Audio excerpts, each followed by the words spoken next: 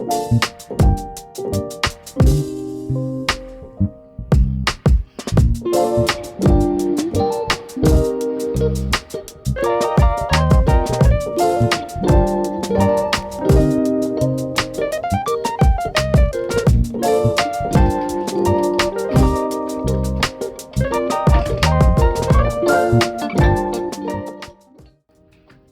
Everyone, आप लोगों के फीडबैक से मुझे पता चला कि आप लोगों को वॉइस ओवर वाला वीडियो ज़्यादा कन्वीनियंट है क्योंकि उसमें आपका फोकस लूज़ नहीं होता वीडियो से। तो इसलिए आज मैं इस वीडियो को फिर से अपलोड कर रही हूँ। आई होप अब ये सबके लिए कन्वीनियंट होगा और सभी इस ब्लॉग को एंजॉय कर पाएंगे। आज राहिने और आई घर पर नहीं हैं, ये दोनों अभिजीत की सिस्टर के घर गए हुए हैं। तो अभिजीत की 2 सिस्टर्स हैं, एक पनवेल में रहती हैं और एक यहीं पे पुणे में ही रहती हैं। तो राहिने की हॉलीडेज़ अभी ख़त्म होने ही वाली है और हमने सोचा कि छुट्टी के पहले वो बुआ के घर हो आए। मंडे से राहिने का स्कूल यानी कल से स्कूल शुरू हो रहा है। रात को यहाँ पर मैंने कुछ बर्तन धोकर रखे थे और बाकी काम करने से पहले मैंने सोचा कि सारे समेट लूँ। Glass, ceramic and non stick के जो बर्तन होते हैं वो हम हमारी मेड से नहीं धुलवाते हैं। और जब द टेरेस किचन की शूटिंग होती है तो पूछिए मत, बहुत सारे बर्तन होते हैं जो मैं धोती हूँ या फिर आई धोती है या फिर अभिजीत भी धोने में हेल्प कर देते हैं। ऐसा लगता है कि डिशवॉशर अगर घर में होता तो काम आसान हो जाता, बट डिशवॉशर के लिए हमारे घर में जगह ही नहीं है, कहाँ पर इंस्टॉल करें। इतने बड़े घर यूजुअली डिज़ाइंड होते ही नहीं है कि डिशवॉशर भी आ जाए। क्या आपके घर में डिशवॉशर है? आपका कैसा एक्सपीरियंस है, शेयर करना। तो हमारी मौसी आने से पहले मैं सारे बर्तन जमा देती हूँ। हमारी मेड रिसेंटली चेंज हुई है तो ये वाली मौसी जल्दी आ जाती है। एकदम बाहुबली वाली फीलिंग मुझे आ रही है। हमारे यहाँ पर मेड एक ही बार आती है दिन में, तो हमारे सारे जो बर्तन हैं ये हम पानी से निकाल देते हैं और जो हमारा ड्राई टेरेस है यानी यूटिलिटी एरिया वहाँ पर रख देते हैं। आपको स्टील के बर्तन पसंद है या सिरामिक के? मेरा बस चले तो मैं रोज़ सिरामिक, ग्लासवेयर ये सारी चीज़ें यूज़ करूँ, मुझे ये बहुत ज़्यादा पसंद है। लेकिन इतना प्रैक्टिकल नहीं है, उसके लिए मुझे लगता है कि डिशवॉशर होना चाहिए और घर में ज़रा ज़्यादा जगह भी होना चाहिए। तो रोज़ रोज़ तो बिल्कुल पॉसिबल नहीं है। ये जो आप बर्तन देख रहे हैं इनमें से काफ़ी बर्तन बहुत पुराने हैं। कभी कभी लगता है कि ज़्यादा है, इन्हें कम कर दिए जाए, पर क्या होता है कि गेस्ट्स आते हैं ना तो इनकी ज़रूरत पड़ती ही है। ये है स्पून्स और मुझे बस स्पून्स उठाकर ट्रे में डंप करना अच्छा नहीं लगता। मैं ऐसे ग्रुप करके रखती हूँ, तो छोटे वाले एक साथ, मीडियम साइज़ के एक साथ, बड़े वाले, फिर फोक्स अलग से। इस तरह से ग्रुपिंग करने के बाद मुझे बहुत अच्छा लगता है। क्या आपकी भी कोई ऐसी आदत है किचन में जो वैसे तो रिक्वायर्ड नहीं है पर आप करना पसंद करते हैं? तो ये छोटे और बड़े फोक्स दोनों मैं साथ में रख रही हूँ यहाँ पर।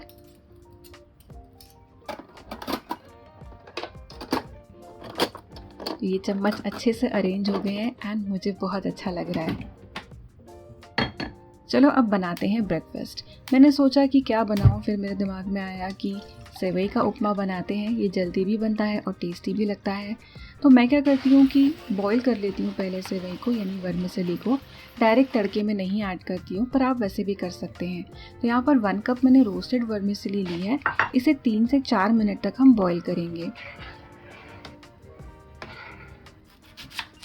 साथ में टमाटर और प्याज भी मैं ऐड करूँगी, इससे ब्रेकफास्ट बहुत ज़्यादा टेस्टी बन जाता है। तो फटाफट अब ये सारी चीज़ें मैं चॉप कर लेती हूँ। घर में अच्छे अच्छे चाकू है पर पता नहीं क्यों मेरा हाथ इस चाकू पर ही जाता है और आप देखेंगे कि मोस्टली मैं ये वाला चाकू ही यूज़ करती हूँ। आप में से काफ़ी लोगों की रिक्वेस्ट आ रही थी कि सिर्फ हॉल वीडियोस आ रहे हैं या फिर टिप्स के वीडियोस हैं, मील प्रेप है। व्लॉग काफ़ी टाइम से पोस्ट नहीं किया। मुझे भी व्लॉग पोस्ट करना था, मैं सोच रही थी कि जैसे कोरियन व्लॉग्स होते हैं वैसे soothing and relaxing vlogs post करूं। बट हाँ, उनमें वॉइस ओवर्स नहीं होते हैं, बट आप लोगों की रिक्वेस्ट पर मैंने वॉइस ओवर भी ऐड किया है। तो मेरी ये कोशिश है कि आपको वीडियो अच्छा भी लगे और रिलैक्सिंग भी लगे। चलो सेवई तो यहाँ पर बॉयल हो गई है, अब इसे तड़का लगा देते हैं। तो तड़के के लिए कढ़ाई में डाल रही हूँ मैं थोड़ा सा तेल। इस सेवई को आप घी में भी तड़का दे सकते हैं, घी में भी ये बहुत अच्छी लगती है। तो थोड़ी सी राई ऐड करेंगे और चॉप किए हुए प्याज और साथ में हरी मिर्च भी। तो हरी मिर्च आप अपने टेस्ट के हिसाब से ऐड कर सकते हैं।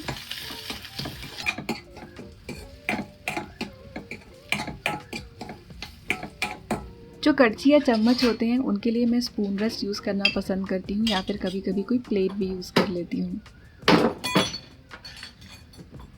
ये जो एग का बॉक्स है ना, है बड़ा अच्छा, बहुत स्पेशियस है, पर इसका लॉक ऐसे ही बहुत स्टिफ है, तो जब भी मैं इसे खोलने जाती हूँ तो पूरा डब्बा हिल जाता है। Well this makes me realize कि एग्स ख़त्म हो गए हैं और लाने पड़ेंगे। राइने को बहुत पसंद है। तो यहाँ पर वर्मिसेली के लिए मैं ऐड कर रही हूँ थोड़ी सी हल्दी और जाएंगे इसमें टमाटर। थोड़ा सा नमक मैं ऐड कर रही हूँ सिर्फ टमाटर के हिसाब से। नमक डालने से टमाटर जल्दी गल जाते हैं तो काम जल्दी हो जाता है। साथ ही में मैं डाल रही हूँ टमाटर।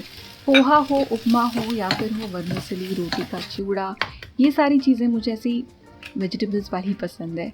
अब मैं सिंपल सा ऑमलेट बना रही हूँ जिसके लिए मैंने लिया है एक एग। इसमें जाएगी थोड़ी सी हल्दी, लाल मिर्च पाउडर, प्याज, टमाटर और नमक। तो रिसेंट में मैंने काफ़ी सुना है कि हम लोग इग्नोर कर देते हैं प्रोटीन का इंटेक, और ऑनेस्टली हम सच में कर देते हैं। हमारे घर में तो ऐसा होता है। तो मैंने सोचा है कि अब से मैं ज़रा इंक्लूड करूँगी प्रोटीन। तो यहाँ पर मैंने सूखा पुदीना भी इसमें ऐड किया है। मुझे ऑमलेट इतना पसंद नहीं है, पर इतनी सारी चीज़ें डालने के बाद ज़रा मेरे लिए वो अच्छा हो जाता है। तो यहाँ पे हमारी सेवई का उपमा भी ऑलमोस्ट रेडी है। इसमें मैं थोड़ा सा सांभर मसाला ऐड कर रही हूँ। तो जो सांभर मसाला होता है, इससे सेवई का टेस्ट बहुत बढ़ जाता है। तो आप भी कभी ट्राई करके देखना। तो बस ये अच्छे से गर्म हो जाए, इसके लिए मैं छोटी वाली गैस पे इसे साइड में शिफ्ट कर देती हूँ। पीछे वाले बर्नर को जलाने के लिए मुझे बड़े वाले नॉब को प्रेस करना पड़ता है, तो ये एक जुगाड़ है। तो ऑमलेट के लिए मैं नॉनस्टिक पैन प्रेफर करती हूँ क्योंकि इसमें ज़्यादा तेल नहीं ऐड करना पड़ता। तो कम तेल में ही ऑमलेट अच्छे से बन जाता है। मैं एक एक करके 2 अंडे के ऑमलेट्स बनाने वाली हूँ, मेरे लिए और अभिजीत के लिए। टोमेटो ऐड करने से ना ऑमलेट ज़रा जूसी सा बन जाता है और ड्राई ड्राई नहीं लगता। वैसे तो अगर ऑमलेट को ओवर कुक कर दिया जाए तब भी वो ड्राई हो जाता है। फाइनली मैंने सिरेमिक की प्लेट्स निकाल ही ली। मेरे पास ये अलग अलग प्लेट्स का कलेक्शन है, और अगर जगह घर में थोड़ी और होती तो मैंने अपने कलेक्शन में और भी प्लेट्स इंक्लूड की होती। मेरा बड़ा मन करता है। ये 2 अलग अलग डिज़ाइंस की है। नेस्टेशिया की प्लेट से बहुत ज़्यादा सुंदर है।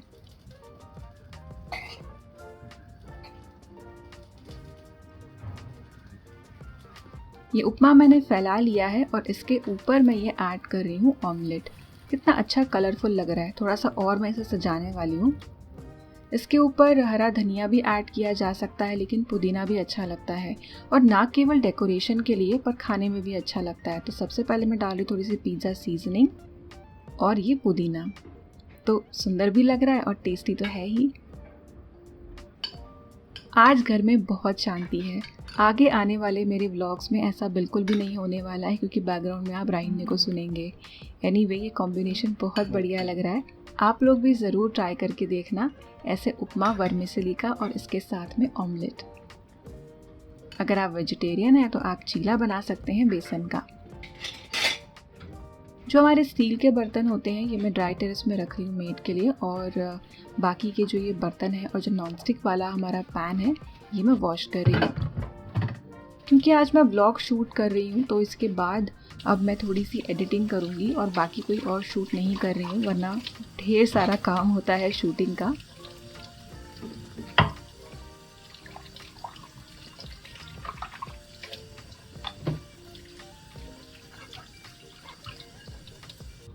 वैसे तो काउंटर इतना ज़्यादा गंदा हुआ नहीं है और कैमरे पर तो दिखेगा भी नहीं, पर मेरी आदत है तो मैं इसे क्लीन कर लेती हूँ और बैक स्प्लैश भी साथ साथ में ही क्लीन करती हूँ। तो ऐसा करने से किचन साफ़ और मेंटेन रहता है। अगर इकट्ठा सब हम बाद में साफ़ करेंगे तो कुछ चीज़ें जम जाती है, चिपक जाती है, तो साथ साथ सफाई ही अच्छी रहती है। ये मटका यहाँ पर धोकर रखा हुआ था सुखाने के लिए, क्योंकि बारिश शुरू हो गई है तो ठंडे पानी की ज़रूरत नहीं है। मैंने थोड़ा सा ब्रेक लिया है। आज बेटर है मौसम, वरना अगर आप पुणे से हैं तो आपको पता ही होगा कि ऑलमोस्ट रोज़ बारिश हो रही है, और बारिश भी ऐसी वैसी नहीं, एकदम बिजली के साथ हो रही है। मेरे टेरेस किचन के वीडियो में तो कैप्चर भी हुआ है। अब ये डिशेस वापस मैं रैक कर रही हूँ, मेरा छोटा सा स्वीट सा क्रॉकरी कलेक्शन। लंच बनाने का टाइम हो गया है। बहुत टाइम से फ्रिज में मशरूम रखा हुआ था और फाइनली मैंने सोचा है कि उसे मैं बना लेती हूँ। आई खाती नहीं है तो यूजुअली टाला जाता है, पर हाँ मशरूम हेल्दी होते हैं तो खाने चाहिए। तो इससे पहले कि ये यूज़ करने के लायक ना रहे मैं इन्हें यूज़ कर लेती हूँ। साथ में मैंने गाजर भी निकाल ली है। जब ये पैकेट लाए थे तब एकदम वाइट थे, पर अभी ये थोड़े से ब्राउनिश हो गए हैं। खैर कोई बात नहीं, ब्राउनिश हुए हैं, ख़राब नहीं हुए हैं। तो मशरूम्स वॉश करने पर भी मैंने काफ़ी सारी चीज़ें सुनी है कि नहीं करना चाहिए, बट मुझे लगता है कि मशरूम्स तो वॉश करके ही यूज़ करने चाहिए। आपका क्या ख्याल है, कमेंट करके बताना। 2 गाजर बचे हुए थे तो मैंने सोचा कि इस करी में यूज़ कर लूँ। मशरूम, कैरेट, स्वीट कॉर्न बहुत ही अच्छा लगेगा।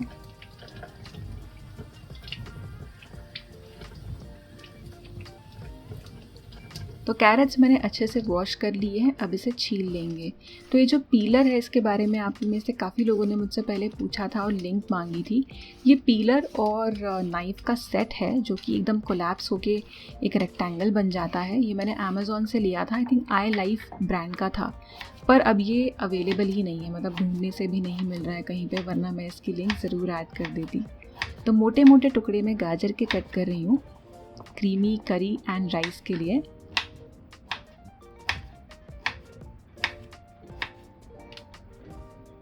मशरूम्स की स्टेम्स को मैं निकाल रही हूँ और फिर उसके बाद हम मशरूम्स को कट करेंगे।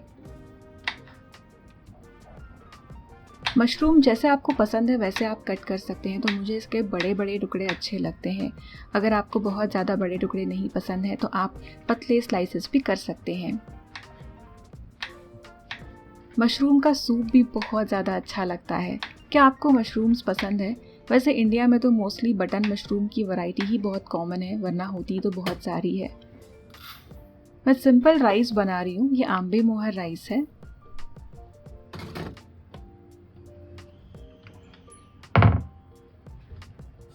हर्ब राइस बनाने की सोची थी पर बासमती राइस है नहीं, तो मैंने सोचा कोई बात नहीं। डोरबेल बजी है, पक्का कोई पार्सल होगा, पर मैं फटाफट ये वॉश कर लेती हूँ और फिर जाती हूँ।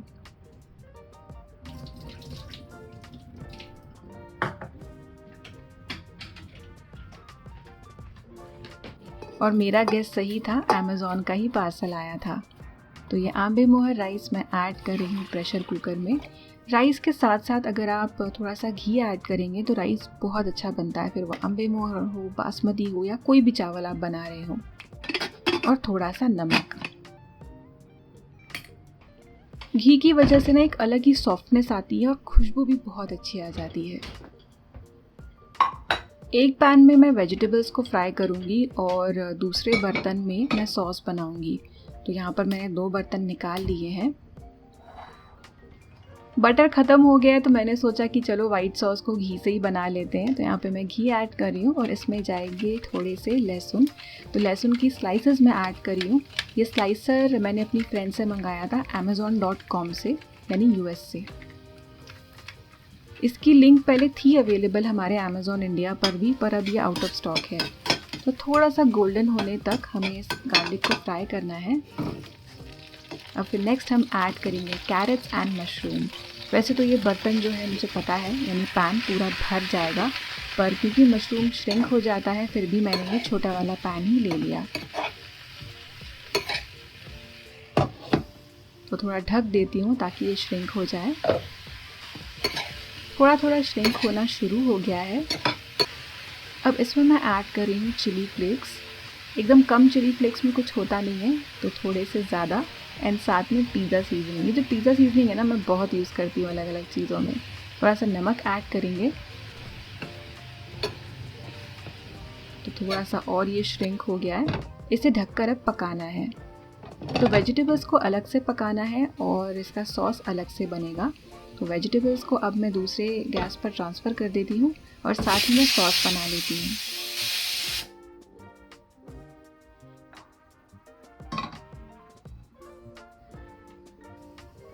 तो यहाँ पर मैं ऐड कर रही हूँ घी। इसमें जाएगा मैदा। अब मैदे से कच्ची स्मेल चली जानी चाहिए, तो इसे हमें तब तक फ्राई करना है या रोस्ट करना है जब तक इसमें बबल्स ना आ जाए और खुशबू ना आने लगे। तो ये ज़रा बबल्स भी आ गए हैं और खुशबू एक अच्छी सी इसमें आ रही है। अब इसमें डालेंगे हम दूध। जब भी वाइट सॉस बनाते हैं तो कंटिन्यूसली इसे मिलाना चाहिए, वरना सॉस में गुठलियाँ बन सकती है। तो अब जैसे जैसे इसे पकाएंगे वैसे वैसे सॉस जो है ये थिक होने लगेगा। मेरे कज़न यानी बुआ के बेटे आए हैं, उनके बेटे के साथ। मेरे कज़न मुझसे एज में काफ़ी बड़े हैं, उनकी बातें चल रही हैं। तो यहाँ पर ये गए चीज़ स्लाइसेस। सॉस अगर ज़्यादा गाढ़ा हो जाता है तो आप इसमें पानी ऐड कर सकते हैं। और एकदम लास्ट में इसमें जाएगा सॉल्ट टू टेस्ट। तो बटर तो है नहीं, पर मैंने घी से ही यहाँ पर सॉस बना लिया है। आप भी ये चीज़ ट्राई कर सकते हैं। अब जो वेजिटेबल्स पक गई थी वो मैं इसमें ऐड कर रही हूँ। तो बस इसे मिलाएंगे और हमारा जो ये वेजिटेबल का प्रिपरेशन है ये तैयार हो जाएगा। बस इसे अच्छे से मिक्स करना है।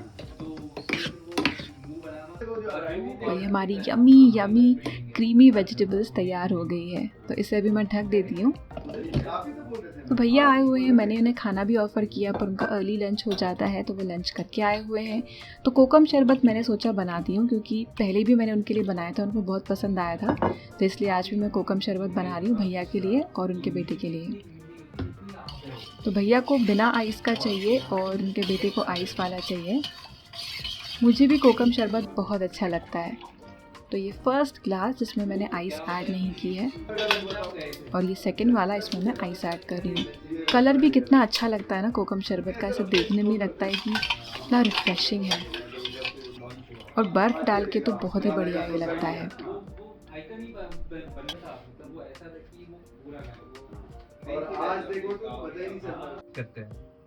और यहाँ पर इन लोगों की बातें चल रही है। और अब हम लोग जाने वाले हैं कंस्ट्रक्शन साइट पे, जहाँ पर भैया का घर बन रहा है। अंदर दब जाती थी, इतने कूदते नहीं। और वैसे भी आपको बहुत टाइम तो है भी नहीं अभी, तो इसीलिए तो आए हैं हम लोग फास्ट में। यार देखे तो सही, अपन लोग तो सो रहे हैं। ये इंटीरियर हमारी टाउनशिप में ही बंगलोज है, मतलब रो हाउसेस हैं, और वहाँ पर ही भैया ने घर लिया है। तो पोजेशन अभी नहीं मिला है, तो क्या प्रोग्रेस हुई है ये देखने के लिए हम जा रहे हैं। तो बड़ा सा क्लब हाउस है, बहुत सारी चीज़ें हैं यहाँ पर। तो सब कुछ सच में बहुत अच्छा बन रहा है। ये क्लब हाउस के अंदर के कुछ मैंने शॉट्स लिए हैं, तो काफ़ी अच्छे से डेकोरेटेड है क्लब हाउस। शैंडलियर भी बहुत प्रिटी है। ये इनके घर का लॉन है, जहाँ पे पोजेशन से पहले ही पेड़ पौधे लगा दिए हैं। यह है छोटे से क्यूट से अनार।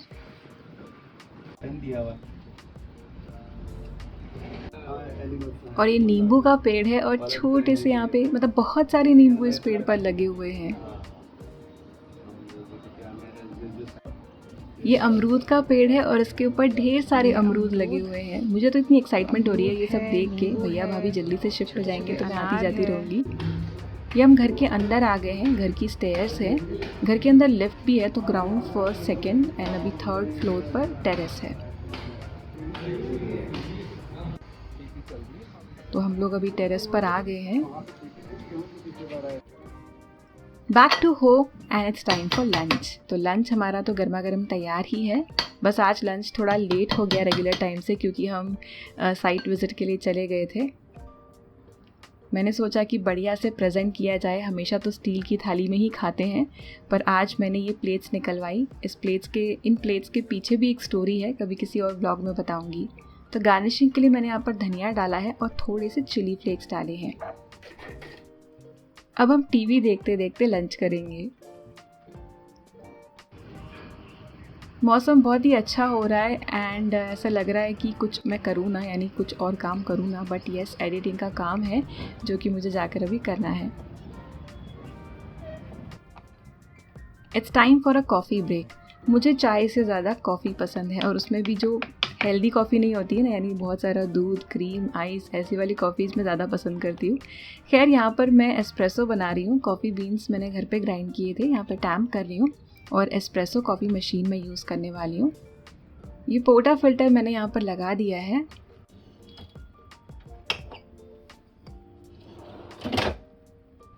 ये काफ़ी अच्छी एस्प्रेसो मशीन है। सो ये अगारो की इम्पीरियल एस्प्रेसो मशीन है। So if you are fond of cafe style coffee तो ये काफ़ी अच्छी है। तो तो कॉफ़ी ब्रू होने में थोड़ा सा टाइम लगता है और खुशबू बहुत ज़्यादा अच्छी आती है, एकदम ऐसा लग रहा है कि मैं कैफ़े में हूँ।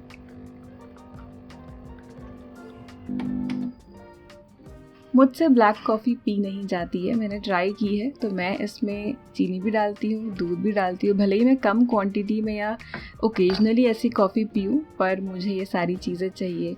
क्या आपको ब्लैक कॉफ़ी पसंद है, और अगर पसंद है तो आपने कैसे टेस्ट डेवलप किया, ज़रा बताना।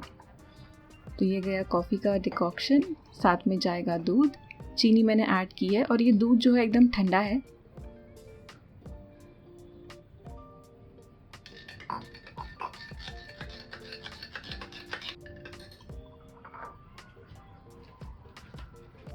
And now I'm going to enjoy my coffee. Coffee machine से कॉफ़ी पीकर तो मज़ा आ गया, लेकिन इसका जो पोटा फिल्टर है वो निकाल कर क्लीन करना, वो भी हाथों हाथ, ज़्यादा बेटर होता है। I am back to editing. तो आप सोचते होंगे कि मेरे व्लॉग्स में मैं एडिटिंग ही करती रहती हूँ, क्योंकि एडिटिंग वाला डे मैं चूज़ करती हूँ व्लॉग बनाने के लिए, क्योंकि अदरवाइज़ मेरे लिए व्लॉग बनाना बहुत मुश्किल होता है। तो बहुत सारी चीज़ें होती रहती हैं, अब मैं और क्या बताऊँ। डिसअपॉइंटमेंट भी बहुत सारी होती है, डीमोटिवेशन भी होता है, बट आई कीप गोइंग। अब मैं इवनिंग वॉक के लिए जा रही हूँ। मैं मॉर्निंग वॉक नहीं जाती हूँ, मैं इवनिंग में ही जाती हूँ, क्योंकि मेरे लिए यही सूटेबल है। आज डिनर बनाने की ज़रूरत ही नहीं पड़ी, क्योंकि इनविटेशन है हमें डिनर के लिए। तो हमारी सोसाइटी के सामने वाली सोसाइटी में मेरे भाभी के पेरेंट्स रहते हैं और हमारा एक दूसरे के घर आना जाना, खाना पीना होता ही रहता है। अंकल आंटी मराठी सीरियल देख रहे हैं। आंटी ने मेदू वड़े की तैयारी की है, तो सांभर तैयार है, चटनी तैयार है। अब आंटी गर्मा गर्म वड़े तल रही है हमारे लिए। आंटी खाना बहुत टेस्टी बनाती है। ये साउथ इंडियन जो ब्रेकफास्ट वाली चीज़ें हैं ना, ये तो मैं कभी भी खा सकती हूँ। और ये देखिए चलनी पे वड़ा बनाने की आंटी की निंजा टेक्निक।